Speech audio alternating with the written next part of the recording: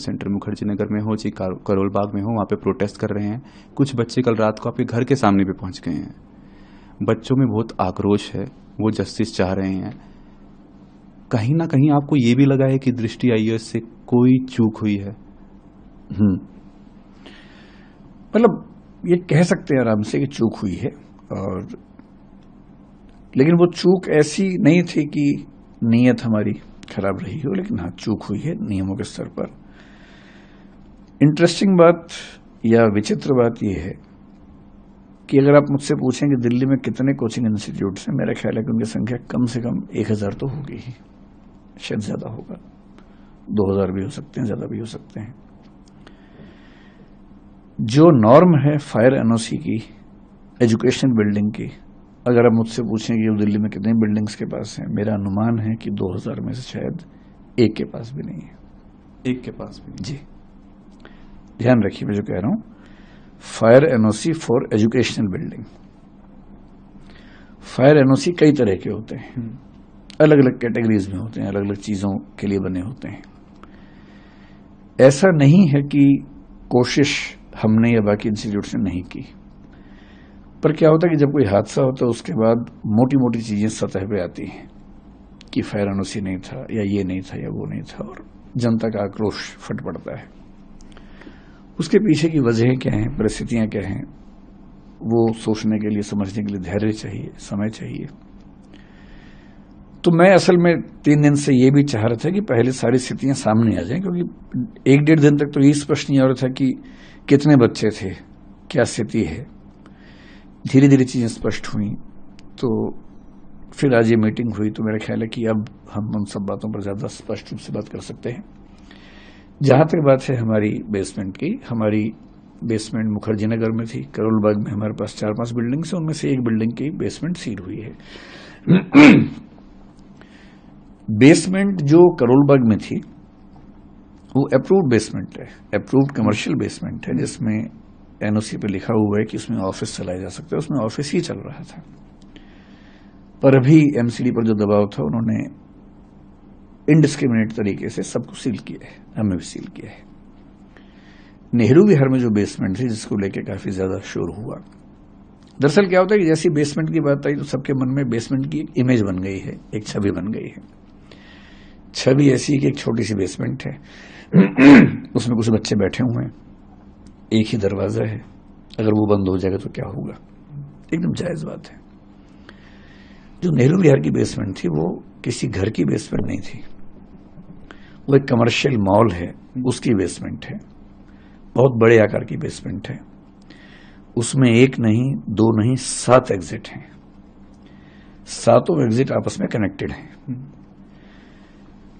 उसमें क्लासरूम्स थे, हर एक क्लासरूम के अंदर मैप लगे हुए हैं कि किसी भी इमरजेंसी में आप कहां कहां से बाहर निकल सकते हैं। हमारे स्टाफ के जितने मेंबर्स हैं उन सब की ट्रेनिंग वहां पर लगातार होती है। फायर डिपार्टमेंट की मॉक ड्रिल्स वहां पर लगातार स्टाफ के साथ होती हैं। मैं अपने होशो हवास में ये बात कह रहा हूं कि हमें 3 दिन पहले जो इंसिडेंट हुआ उसके पहले ये एहसास था कि वो बेसमेंट शायद दिल्ली के सबसे सेफ इंफ्रास्ट्रक्चर्स में से एक है, क्योंकि जहां तक फायर की बात है, और वो बिल्डिंग बनी है नेशनल बिल्डिंग कोड के जो लेटेस्ट प्रतिमान है उनके हिसाब से, क्योंकि वो बिल्डिंग हाल ही की बनी हुई 10-12 साल पहले की बिल्डिंग है। जब वो बिल्डिंग बनी, क्योंकि हम उसके मालिक नहीं हैं, हम उसके टेनेंट हैं, जो उसके मालिक हैं, जब हमने उनसे पूछा, क्योंकि पिछले 1-2 साल से ये प्रोसेस ज्यादा हुआ शुरू, हमने उनसे पूछा कि क्या आपके पास अथॉरिटी है, उन्होंने कन्वेंस डीड की कुछ चीजें अंडरलाइन करके दी, जो उन्होंने हाई कोर्ट में भी दिखाई। हाई कोर्ट में इस पे 1-1.5 साल से केस भी चल रहा है। डीडी और एमसीडी के बीच में कुछ कंफ्यूजन्स हैं, कई चिट्ठियां एमसीडी ने लिखी हैं, कई डीडी ने जवाब दिए हैं। अब कोर्ट में कल फिर उसकी अर्ली हियरिंग होने वाली है, उसमें वो बात भी आने वाली है 28 अगस्त को, वरना वो हियरिंग थी 28 अगस्त को, फैसला वैसे भी होने वाला था कि ये अलाउड है या नहीं, उसके बाद हम शायद हटते ही।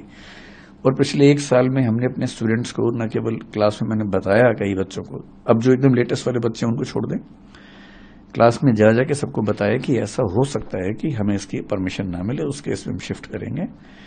यहां तक कि उनसे आज से करीब 1 साल पहले की बात होगी, उनसे हमने ऑनलाइन एक फॉर्म भरवाया कि उस केस में वो कहाँ जाना पसंद करेंगे, करोलबाग जाना पसंद करेंगे, यहाँ रहना पसंद करेंगे, या अभी तय नहीं कर पा रहे हैं, बाद में तय करेंगे। वो डेटा हमारे पास पूरा है कि उन बच्चों ने 1 साल पहले क्या क्या वोट भरा। और सहमति ये थी कि अभी सरकार में वो हाईकोर्ट में केस चल रहा है, जैसे उस पर कोई निश्चित निष्कर्ष आएगा उसके बाद हम उस तरह से काम करेंगे। हमें ऐसा लगता था कि जो चिंता ज्यादा फायर की है, और ऐसा पिछले साल हुआ भी था। दिल्ली में एक घटना हुई थी, कुछ साल पहले सूरत में हुई थी, अभी गुजरात में 2 घटनाएं और घटी हैं कि गेमिंग जोन में अचानक आग लगी। दिल्ली में जिस तरह की गर्मी इस साल थी, उस समय हम भगवान से प्रार्थना करते थे कि किसी इंसिडेंट में कोई हादसा ना हो जाए, क्योंकि इतनी गर्मी थी, रात दिन एसी चल रहे थे, उतना लोड उठाना बड़ा मुश्किल होता है। मुखर्जी नगर की बात नहीं है, पूरी दिल्ली में जहां जहां कोचिंग इंस्टीट्यूट्स हैं, आप कहीं जाकर सर्वे करके देखिए, अधिकांश इंस्टीट्यूट्स में केवल एक एंट्री एक एग्जिट है, एक ही रास्ता है। सबसे बड़ी चिंता, उसी रास्ते पर मीटर लगे हुए बिजली के। जो पिछले साल दिल्ली की एक संस्था में आग लगी जिसमें कुछ बच्चों को 3rd फ्लोर से जंप लगाना पड़ा, चोटें लगी, लेकिन गनीमत है कि कोई कैजुअलिटी नहीं हुई। क्या हुआ था उसमें? एक ही रास्ता है, उसमें मीटर है, उसमें आग लग गई, धुआं ऊपर गया। और शुरू में बच्चे ऊपर छत पे नहीं जा पा रहे थे, बाद में फिर दरवाजा खुला, वो चले गए वहां पर, लेकिन तब तक कुछ बच्चे जंप लगा चुके थे। चाहे सूरत हो चाहे कुछ भी हो, मूल खतरा आग से होता है। और दिल्ली में जब गर्मी पड़ती है, और जब सर्दियां पड़ेंगी, सर्दी में फिर हीटर चलेंगे बहुत ज्यादा, गर्मी में विशेष रूप से 1 महीना इतनी दिक्कत रहती है। और इस साल हमने पहली बार ऐसा किया सॉरी, मेरा गला थोड़ा खराब है इस साल हमने पहली बार ऐसा किया कि गर्मियों में बच्चों को ये कह के लगभग 15 दिन या 1 महीने की छुट्टियां दी, ऑनलाइन क्लास करवाई कि गर्मी ज्यादा है, कहीं इस समय ऐसा ना हो कि एसी चलने से कोई आग लग जाए, हादसा हो जाए। ये पहली बार हुआ। और 3-4 इंस्टीट्यूट जो मेरे परिचय में थे उस समय, मैंने उनसे भी निवेदन किया था कि गर्मियां ज्यादा हैं और कहीं कोई दिक्कत ना हो तो आप भी हो सके तो छुट्टियां करें या ऑनलाइन क्लास करें कुछ दिनों के लिए। हमारे जहन में ये बात कभी आई नहीं थी कि पानी भर सकता है। आज से 3 साल पहले केवल एक घटना हुई जब दिल्ली में यमुना का पानी बहुत बढ़ा। इस मॉल के पास में एक नाला है, करीब 50 एरियल डिस्टेंस 50 मीटर के आसपास से 30 मीटर के आसपास होगा वहां से, उसमें पानी का लेवल भरने लगा। जैसे उसमें पानी का लेवल भरने लगा, हमने अपने इंस्टीट्यूट में 7 दिन की छुट्टी कर दी कि जब तक ये नीचे नहीं जाएगा हम क्लास नहीं लेंगे। 7 दिन छुट्टी हुई, ऑनलाइन क्लास चली, बच्चे वहां चले गए। 3 दिन पहले जो घटना घटी, उसके बाद पहली बार हमें ये रियलाइजेशन हुआ कि कहीं ऐसा भी तो हो सकता है। ये हमारे जहन में कभी नहीं आया था। और मैं एमसीडी का तहे दिल से शुक्रिया करता हूं कि उन्होंने सीलिंग कर दी है। और मैं चाहूंगा कि पूरी दिल्ली में जहां भी कोई ऐसी बिल्डिंग हो जहां अनसेफ तरीके से क्लासेस चलती हों, हमारी हो किसी की भी हो, स्ट्रिक्ट एक्शन हो, लेकिन एक पॉलिसी सरकार की तरफ से बन जाए, जो पॉलिसी मतलब क्लियर कट हो, ट्रांसपेरेंट हो। जैसे भी फायर सर्टिफिकेट को लेकर बड़ी दिक्कत है। आप फायर डिपार्टमेंट से सर्टिफिकेट जब मांगते हैं, पहली बात तो सीधे इश्यू नहीं करते, वो कहते हैं कि आप एमसीडी के थ्रू आओ, डीडीए के थ्रू आओ। आज की मीटिंग में ये प्रस्ताव भी रखा गया और आज फायर डिपार्टमेंट ने कहा कि हमें ऐसी व्यवस्था बनाएंगे कि सीधे हमसे आप सर्टिफिकेट ले सकते हैं। फायर डिपार्टमेंट से सर्टिफिकेट मिलता भी है तो उस पर क्लियर क्या लिखा होता है, क्योंकि वो बिल्डिंग कमर्शियल है तो कमर्शियल सर्टिफिकेट है। एमसीडी कहती है कि एजुकेशनल सर्टिफिकेट चाहिए। एजुकेशनल बिल्डिंग का certificate to the best of my knowledge Delhi में एक भी प्राइवेट संस्था के पास नहीं है, केवल कॉलेज, यूनिवर्सिटी, स्कूल को मिलता है। और यह भी क्यों हुआ? क्योंकि 2020 से पहले डीडीए की भाषा में हम एजुकेशनल बिल्डिंग वाली एक्टिविटी में नहीं थे, हम कमर्शियल एक्टिविटी में थे। कोचिंग इंस्टीट्यूट्स जीएसटी के हिसाब से आज भी कमर्शियल एक्टिविटी है और इसलिए जो जीएसटी में हमारा टैक्स जमा होता है वो कमर्शियल कोचिंग नाम से होता है, तो हम कमर्शियल एक्टिविटी हैं। कमर्शियल एक्टिविटी का मतलब है कमर्शियल बिल्डिंग में हम काम कर सकते हैं। हम वहां काम करते थे। जिस मॉल की बात आप कर रहे हैं उस मॉल के मालिक ने मुझे कई बार ये विश्वास दिलाया है कि कमर्शियल मॉल के तौर पर इसके पास एनओसी है। कैसे है? कन्वेंस डीड में लिखा हुआ है, DDA is giving the conveyance deed on the basis of the fire clearance received from the fire department। लेकिन बेसमेंट के पास पूरी क्लैरिटी ऐसी नहीं थी। इसका क्या जवाब दिया उन्होंने कि 2018 में जब एफएआर के रूल्स चेंज हुए, फ्लोर एरिया रेशो बोलते हैं, जब रूल्स चेंज हुए तो एडिशनल एफएआर उनको मिला है और एडिशनल एफएआर के लिए उन्होंने डीडीए में अप्लाई किया हुआ है कमर्शियल एफएआर बनाने के लिए। अगर वो कमर्शियल एफएआर है तो कमर्शियल एक्टिविटी वहां हो सकती है।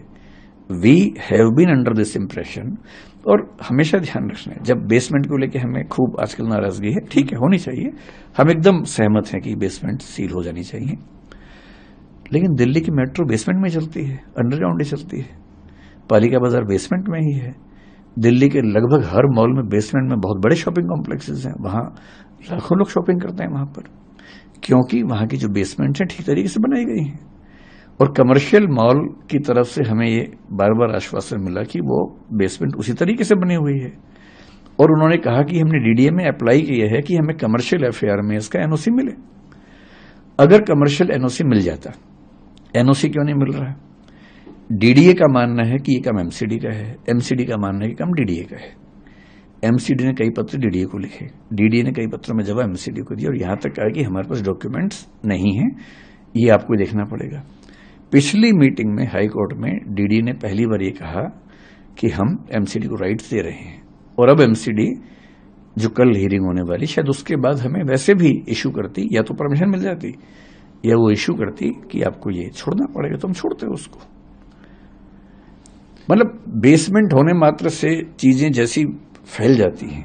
मैं आपसे फिर कह रहा हूं, ऑन रिकॉर्ड कह रहा हूं, उस बेसमेंट का पूरा लेआउट स्ट्रक्चर एमसीडी को हमने सबमिट किया हुआ है, डीडीए को सबमिट किया हुआ है, फायर डिपार्टमेंट को सबमिट किया हुआ है एनओसी के लिए कुछ महीने पहले। अब तक वहां से रिजेक्शन भी नहीं आया उसका, और उसमें 7 फायर एग्जिट्स बड़े बड़े, वो सब उसमें नक्शे में है, और नक्शे में नहीं है, वो रियलिटी में भी है। सर आपने अभी एक बात बोली, लेकिन इसके बावजूद पिछले 3 दिन में जो घटना घटी, उसे देखने के बाद मुझे एहसास है कि ये केयरलेसनेस थी, हमारे दिमाग में बात कभी नहीं आई। और मैं आपके चैनल पर बड़ा खुल के कह रहा हूं कि परमिशन कभी भविष्य में मिल भी गई तो भी हम बेसमेंट में काम नहीं करेंगे, मैं इसका भरोसा आपको दे रहा हूं। और मैं चाह रहा हूं पूरी दिल्ली में एक भी कोचिंग इंस्टीट्यूट बेसमेंट में ना चले, और ऊपर भी चले तो फायर सेफ्टी के साथ चले। मैं आपको एक बात और स्पष्ट कर देता हूं, यहां पर आपको हो सकता लगे कि मैं बहुत बड़ी बात बोल रहा हूं, मैं खुल के ये बात कह रहा हूं, बिल्डिंग सेफ्टी नॉर्म्स के मामले में जितनी शिद्दत से हम कोशिश करते हैं, मुझे भरोसा है कि वैसी शिद्दत कहीं आपको नहीं मिलेगी।